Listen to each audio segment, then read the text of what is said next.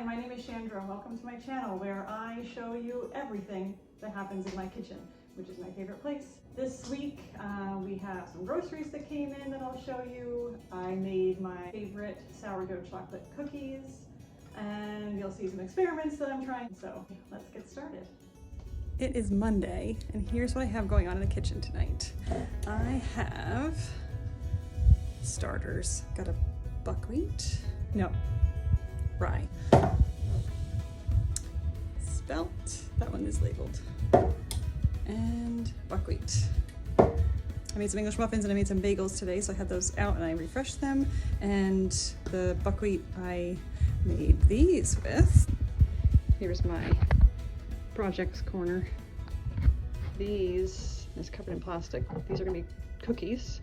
And I used buckwheat starter and buckwheat flour. And these will sit overnight and ferment and be great. Tomorrow I'll cook them and I'll add these almonds and walnuts to them. Here are those sprouts I was gonna try. Broccoli sprouts, so I've soaked them and I could not find my sprouting lid. Looks like nothing is happening yet. I couldn't find my sprouting lid because Nora plays with these things and then they get lost. It's probably under the stove or who knows where at this point.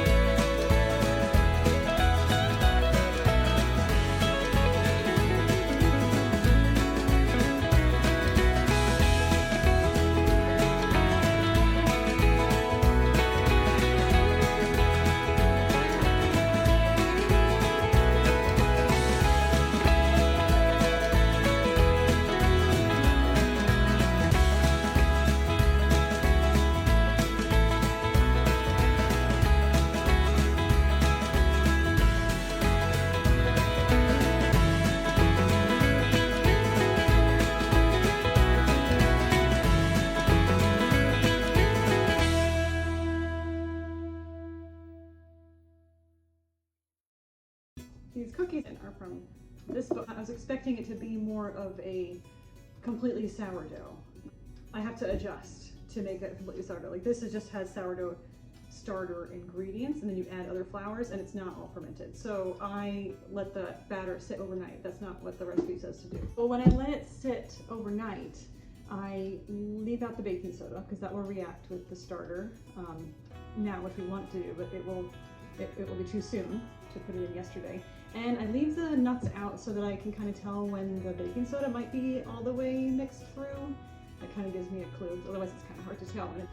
But it's working out fine, and the things I've made are very good. In fact, I have a tab on these chocolate cookies because they're so good and nobody else likes them. My husband won't eat them if there's not walnuts. So I'll probably eat these because there weren't too many walnuts in there. But Leo, too chocolatey? I don't know. These cookies have been flash frozen, so they're hard now. They were a little bit soft on the edges, so I didn't want to just put them in a bag. But what I'm going to do, well, except for the one that I already ate, I put the rest of these right in the freezer because if I don't do that, I will eat very, very many of them every day until they're gone. Misfits Market has arrived, and we have grapefruits. These are for greyhounds, and probably on Friday night because we're having Brenner. Lemons. I keep buying lots of lemons. I do have half of one every morning, but I'm thinking if I get enough, I'll make lemon meringue pie. So I'm just hoping for extras, which it looks like that might happen. Limes, avocados, these mini cucumbers, which are very nice and crunchy. We've been having those with dip and on salads. Broccoli, stir fry usually. Kiwi, Leo likes those a lot, and apples, which mostly becomes apples and cheese. Leo snack. Good morning, and it is Thursday. And Joe picked up our CSA last night. It is all right here, so I'll show you what we got.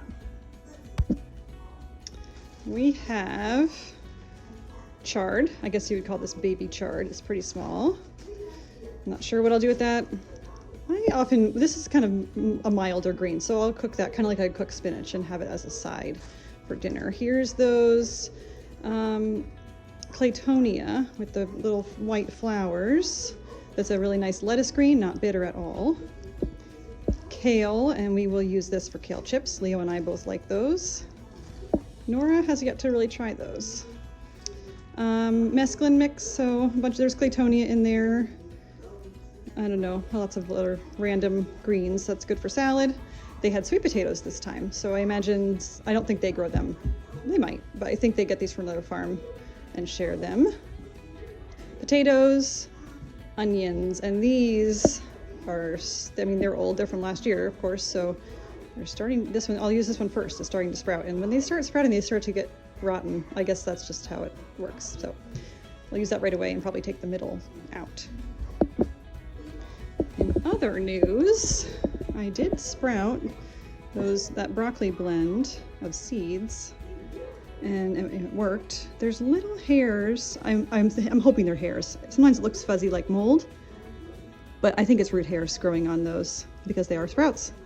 I want them to be a little greener, so I might put them in the sun today. They're kind of in the sun now. I'll rinse them again. I've rinsed them once or twice a day. Twice is better. And see if I can get them to be a little greener, and maybe we'll have those on salad tonight. Still Thursday, but now we're in the afternoon and it's dark in here because it's sunny outside. So nice. It's been a little chilly here in the Northeast, but today's better. So here is another way that we get groceries behind me. We have a few things I get from a buying club. So we buy in bulk through United Natural Foods, which is like where the co-ops would get their food, and it's cheaper, and we get a group discount as well. This time is a pretty small order for us. Coconut milk. So the nice thing about this buying club is that I don't have to just buy a whole case. I do buy cases, but we can also share cases with other people. So somebody else had ordered a case of this and wanted to share it. So instead of getting 12, I just got 6 because we don't go through this really fast. This is a mistake, and I did not notice when I was there. Otherwise, it could have been sent back on the truck.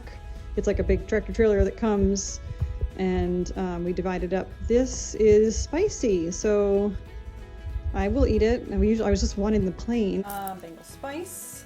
Somebody wanted to share that, so I got a couple of those. I was told, I said, do we need Bengal spice?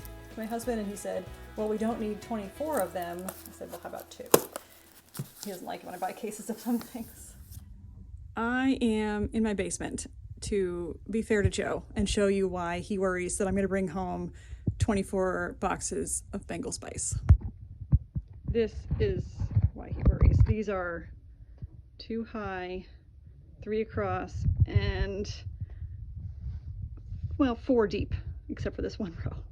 There's a lot of those, maybe 23 are down here, 1 upstairs. White spelt flour, which I'm so glad we got because that is empty. And this is what I use to make English muffins, bagels, and I cut the whole grain flour in my spelt sandwich bread with this also. Sprouts update. Look how beautiful they are. It worked. They greened up. I had them in the sun yesterday, and now I had them laying out on a little towel this morning because I thought it would be better if they were dry before I put them in the refrigerator. So I put a little towel also in the container. I'll put a lid on that and we'll have it on salad and maybe in sandwiches. They're very spicy. They're good, kind of like wasabi-esque. Oh boy, more food came into this house last night via FedEx. We got our palm shortening delivery, which I just order as needed, and I usually wait for there to be free shipping, which happens from time to time. The place I order from is called Tropical Traditions, and they do free shipping because this is a heavy package. And the cheapest way to get it is in this big bag. And Joe had this thankless job last time to move it all into a 5-gallon bucket. So this is palm oil, unrefined, is red, and it's very good for you. There's the red color, carotenoids, B vitamins, I think. It's very good for you, and I have some. It's hard to figure out how to use it because it is very red and has a bit of a flavor. This palm shortening has been refined, so we use it in place of fryer oil. Palm oil is definitely one of those great debate subjects. For us, I've decided that I want to stick with more saturated fats, which the kids are throwing things against the wall. For us, I want to stick with more saturated fats, which are fats that are solid at room temperature, like this palm oil, coconut oil is another one, and any animal fats, lard, suet. They're more stable, so can handle higher heat better without creating more free radicals. The vegetable oils don't have a lot of oil in them, so they have to undergo a lot of processing in order to get those oils out of, like corn or sunflower seeds. So they have to undergo more processing, and thus I'm going with the saturated stuff.